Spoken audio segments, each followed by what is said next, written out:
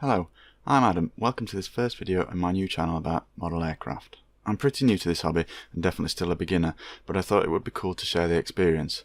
In this video I'm going to set up the hardware on my new Eachine Wizard X220 so that it's ready for flight. There's a lot of information on how to do this around on the net in different places, so I thought I'd put together everything I've learned from those different sources into one video. This is the first time I've done this, so the methods I show here may not be the best, but they should work. If you know of or prefer different methods, please do comment below. This is intended as a learning experience, so new information and insights are always welcome. I should say that this video is intended more for documentation than instruction, so if you follow along, you do so at your own risk. All the products I'm using in this video are linked below. These are affiliate links, so using them will help me keep the channel going and expanding. But I want to say that this is not a review channel. I'm not here to tell you these products are the best or even good. They're just what I'm using, so the links are just in case you're interested in getting them for yourself. I'm using the ARF Wizard in this video. It's the Anniversary Special Edition. Other than saying so on the box, I'm not sure if that makes any difference or not. ARF is almost ready to fly. This means the quad comes ready built, but there's no transmitter, receiver, battery or charger. I'm going to fit the Flysky FS-X6B receiver to use with the Flysky FS-I6X transmitter. I think this is probably quite a popular choice. Other hardware I'm using to complete my wizard are this Charsoon DC-4S charger, 3 of these Zop Power 1500 mAh 3-cell batteries, and for safety I also bought one of these Li-po safe bags for charging and storage. There's also a ready-to-fly model of the X220 available. It comes with a receiver already installed, a transmitter, a battery and charger. If you're interested in flying the wizard out of the box, this is probably the option for you. The reason I chose the ARF kit is because I could add the upgraded transmitter and receiver combo, a better charger and 3 batteries for less than the price that the ready-to-fly kit would have cost me at the time that I bought it. I felt that this Charsoon charger was a better choice because while it's still very cheap, it also functions as a voltage checker and can charge 4-cell batteries. So when I'm ready for 4-cell, all I need are some batteries. With the RTF kit, you'll need a new charger too. To prepare this quadcopter, I'm going to fit the landing pads, pre-fit the prop nuts, check the camera is ready to be safely used on 4S batteries, rewire the video transmitter so it's safer to use on 4S batteries, wire battery voltage checking to the flight controller, add a buzzer for voltage alarm and lost plane alarm to the flight controller, and fit the X6B receiver. First step is to fit the landing feet.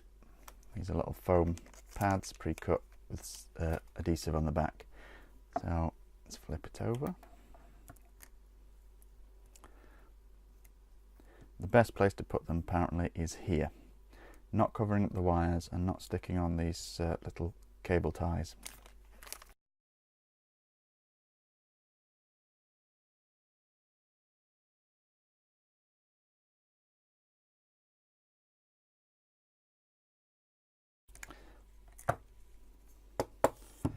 Just turn it the right way back up again and give it a bit of a press to make sure those pads are properly adhered. Up next is to pre-fit the prop nuts. Now you only do get one set, so you want to make sure that these are fitted properly. Okay, so you've got 2 black ones and 2 silver ones. They actually go like that. The reason is that you have 2 clockwise spinning motors and 2 anti-clockwise spinning motors, and so the silver nuts go on the anti-clockwise and the black ones go on the clockwise.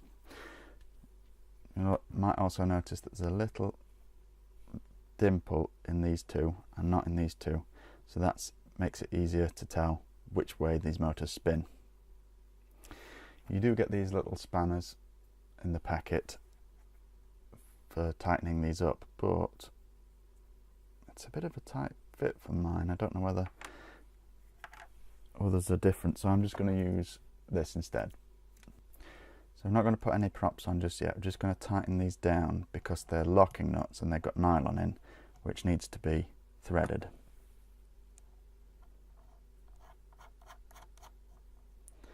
as you might notice, I'm turning that anti-clockwise to tighten it up because of the way that the motor spins.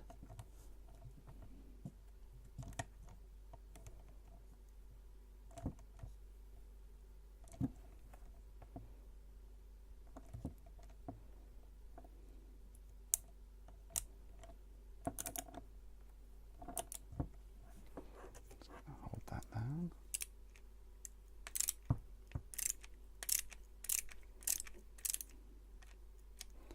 Okay, so now that's threaded all the way on.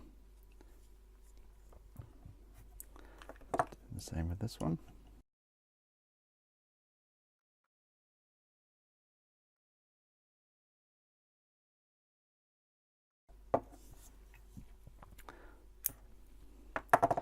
These ones should spin the other way in the standard clockwise to tighten them.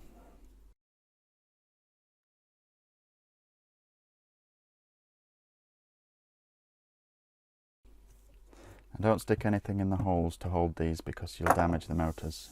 I'm just holding the top of the motor itself to stop it from spinning while I tighten these up.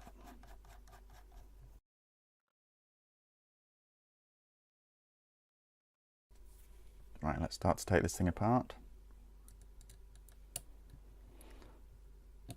So this is a 2mm Allen key which is not supplied, so you'll need your own if you're going to do this.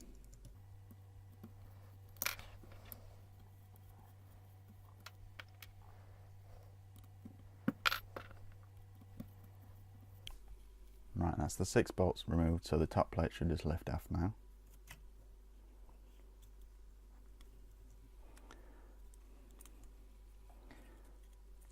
Can unplug the cable from the video transmitter.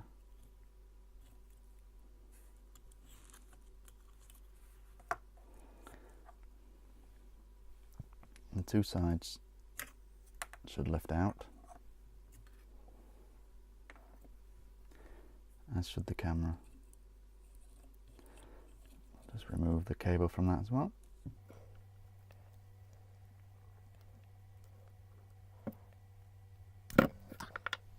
So all of that frame removed, you can now see the flight controller, which is here. Now my version has come with this cable here, which is to connect to the older version of the receiver that you will get if you buy this as a ready to fly.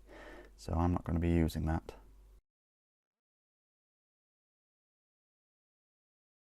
Now I'm going to remove the flight controller.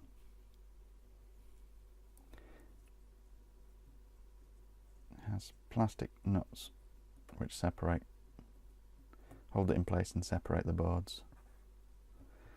These seem to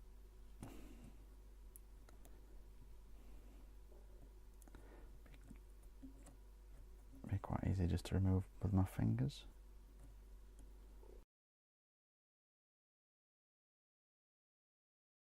Okay, with those nuts removed, I can now lift out the flight controller.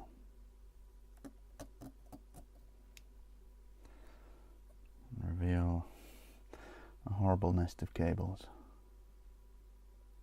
The first thing I'm going to do is make sure that this is set up for 4-cell. It should run on 4-cell okay, but the reason why you might find that there are problems is because things like the camera and the video transmitter are intended to be used at 12 volts. Now if you run on 3-cell, it's 11.1 volts, which is fine. But a 4-cell battery is 14.8 volts. So first of all, I'm going to look at the camera. This is just to check that it's been set up properly from the factory. Now, on the power distribution board on this side, which is the right side of the aircraft, the camera goes there. You've got two sets of pads. One is labelled CAM and the other is labelled VTX, Video Transmit. But they're actually the opposite way around. So the VTX pad here is used for the camera. Now next to that set of 3 pads is 2 other sets of pads. One is labelled 12 and the other is VCC. VCC is battery voltage and 12 is 12 volt regulated. Now what you need to make sure is that the two pads under the 12 are soldered and the VCC ones are not, so they should be shorted together, joint out, to make sure that 12 volts regulated is given out to the camera. So down here it's labelled VTX, but it's the camera. Don't need to touch these, but make sure next to it there's a 12 and a VCC. Make sure the 12 is bridged like that. Next thing is the video transmitter. So partly the yellow cable is plugged in, is soldered down here on the cam pad, but the black and the red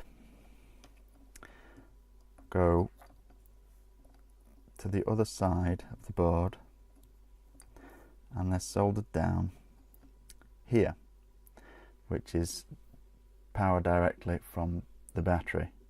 So if you plug it in a 4-cell, you could blow it up.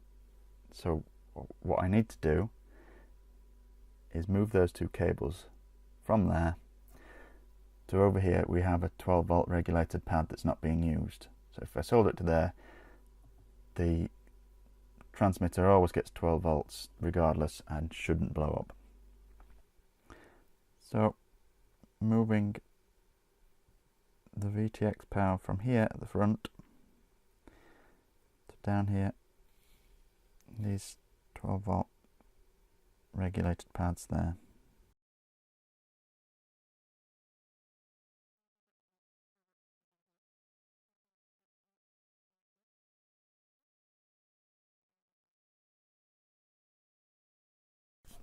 And the 12 volt pad is here.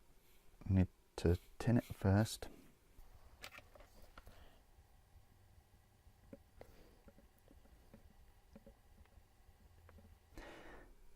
Now it's probably best to come line the cables up from the inside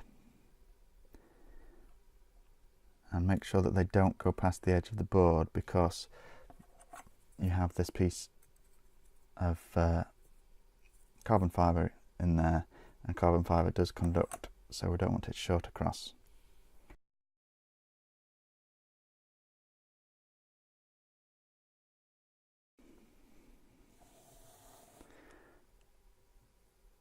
And the last thing to do on the power distribution board is to add some more wires for the VBAT to the flight controller. Now you could do it from the battery this side, but we now have, where we removed the video transmitter cables from at the front, there are two unused pads which are directly from the battery, so we can use those instead.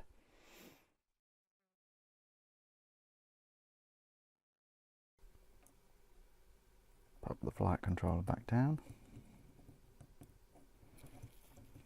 I'm not going to screw it back on at this point. The pads here, they're not labelled on this side, but these pads are for the VBAT. These two here, positive and negative. Flip the board over, they are actually labelled on the bottom.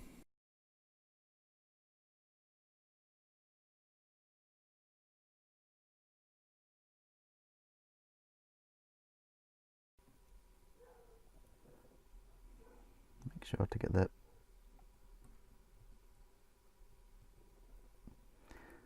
positive to positive and negative to negative. So next step is to fit the buzzer here. It is labelled on the top of the board, and if you look on a buzzer, this is not the Eachine's buzzer, but they're all just the same things, little piezo buzzer things. It's got a label on this one and it does say positive, but underneath the label, which you do need to take off, is labelled on them in the plastic anyway, positive.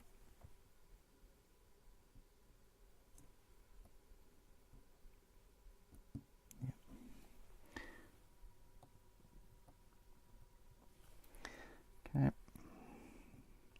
what I'm going to do is flip this over and solder it from the other side.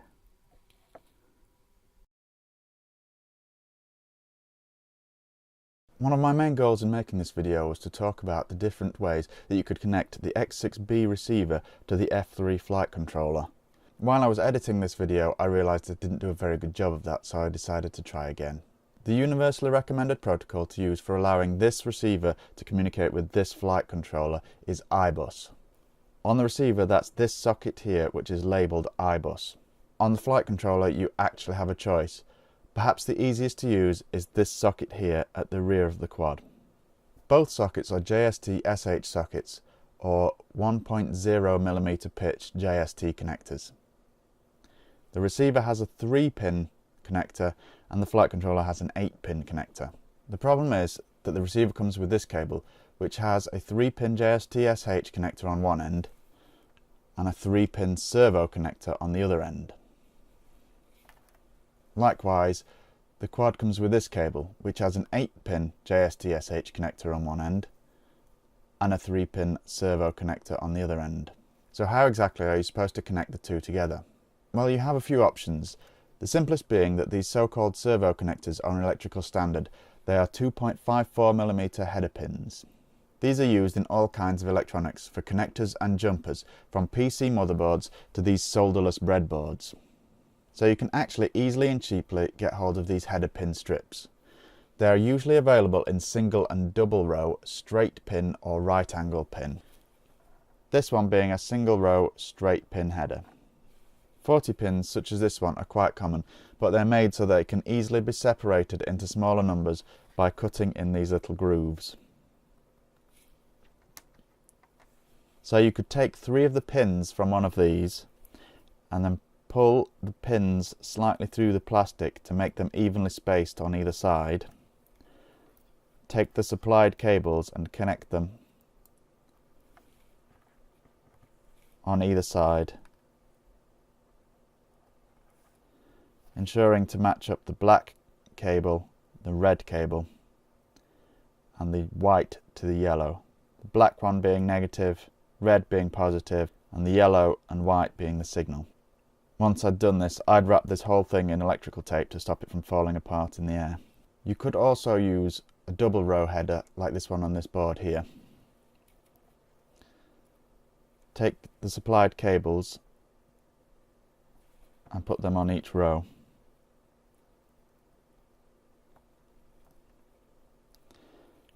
Once again ensuring that the black, the red and the yellow and white are lined up. Then on the opposite side, bridge the connections. The next option would be to cut off or remove these servo connectors and splice the two cables together. One thing about these JST connectors is you could actually fit a 3-pin plug into the 8-pin socket. So if you could get hold of a cable with a 3-pin plug on both sides, you could simply use that between the two boards. This was actually the option I intended to use, but I accidentally selected the wrong cable in the options when I ordered it.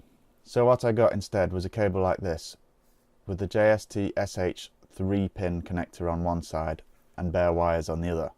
But I can still use this in the last option that I've been able to find. This final option is to solder the cables directly to this set of pads here on the flight controller, labelled UART3. The pads are also labelled with negative, positive, TX and RX. Negative and positive for voltage, transmit and receive. We don't need to use the transmit, only the receive. One thing to note, if you use a JST cable other than the one supplied, the wire colours can actually vary. On the right here is a supplied cable, and on the left is one that I bought separately. As you can see, on the cable that I bought, yellow corresponds to black, black to red, and red to yellow. So in this case, yellow is negative, black is positive, and red is signal. I'm going to do this through board.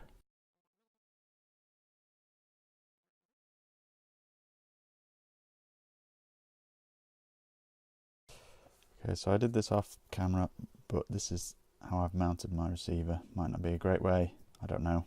Let's try it out. I did it off camera because I didn't quite know how I was going to do it, and I was playing around trying to get it in place.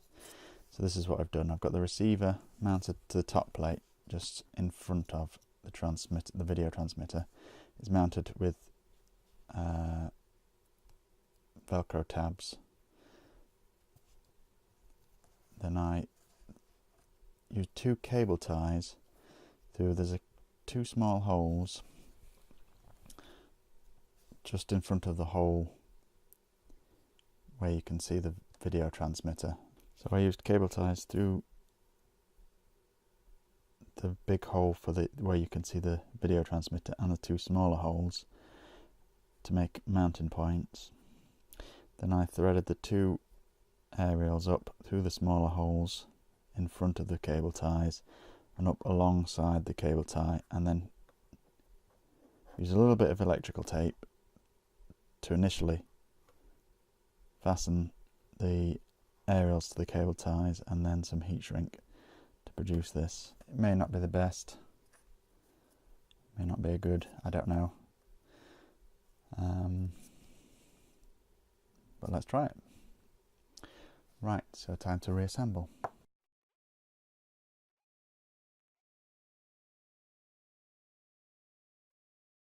Right, all the hardware is now ready, the electronics are all sorted out, and the quad's back together. So the last step is to fit some props. Just going to remove these pre-fitted prop nuts.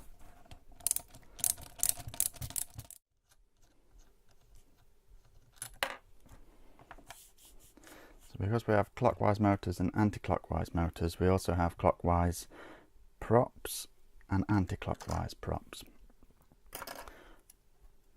So the markings on the props always go to the top.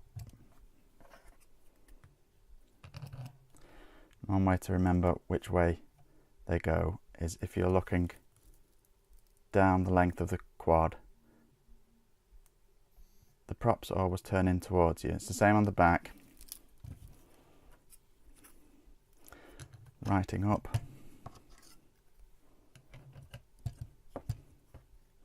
clockwise, anti-clockwise, so the props turn in towards you.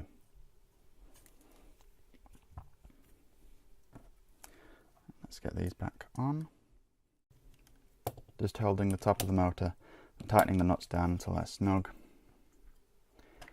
And make sure that there's no gap between the top of the motor and the prop.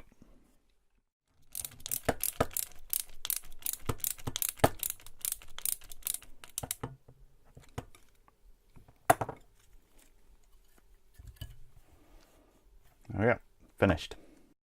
Thanks for watching. In the next video I'll go through how I set up my Flysky i6X transmitter to use with the Wizard.